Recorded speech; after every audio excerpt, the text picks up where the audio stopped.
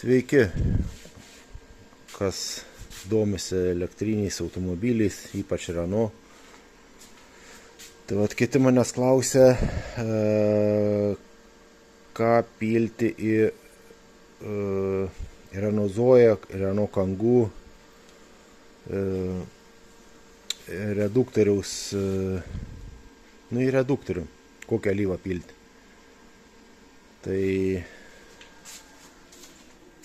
gamintojas rekomenduoja pilti būtent va tokią alyvą. Aišku, galima su tokiom specifikacijom ir kažką analogą kažkokį pilti, bet aš pilu būtent tokią. Ir dabar kiek telpa. Tai Renault Zoe, kuri yra su Q210 variklio, va, būtent šitu. Tai čia telpa 0,6 litro, ta prasme 600 gramų. Toliau. Nu, apie šitą Renault nekalbėsim. Dabar toliau. Renault Kangoo, Renault Fluence. Nu, čia tas pats Kangoo variklis gaunasi.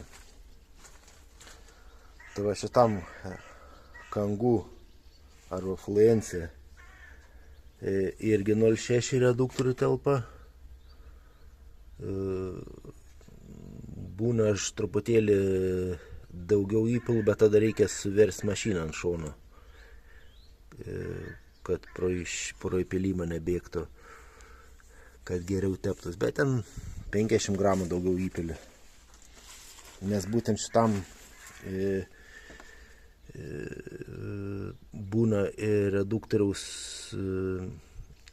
toks yra dantratis, vienas skaičius būna išlenda.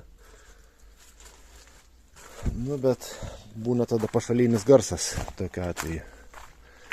Ir dabar kitas modelis su varikliu R240.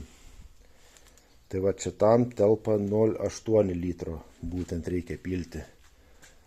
0,8. Ir viskas. Nu, o pro kur pilti, kas kaip, tai yra video pas mane ankstesniuose kažkur tai ten turėtų būti. Vienu žodžiu, ten kamštelis yra atsisuka plastikinis ir įsipila, nieko čia sudėtingo. Tai va toks trumpas video apie tą alyvą, kiek telpa, kokią alyvą. Nu, įsipilti nėra sudėtinga, kaip ir bet kokiai mašinai greičio dėžė. Tai čia praktiškai tas pats. Tai vat kas sugebat, nusimanot, tai gali tikrai patys pasikeisti, o rekomenduoja gamintojas kas 60 000 keisti.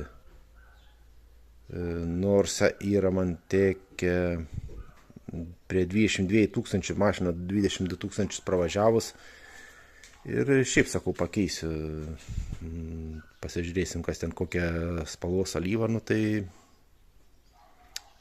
aišku, truputėlį spalvą buvo pakeitus, nu tai netiek čia daug ir kainuoja tą alyvą. Tai va tiek tada apie tas reduktorių alyvas. Iki.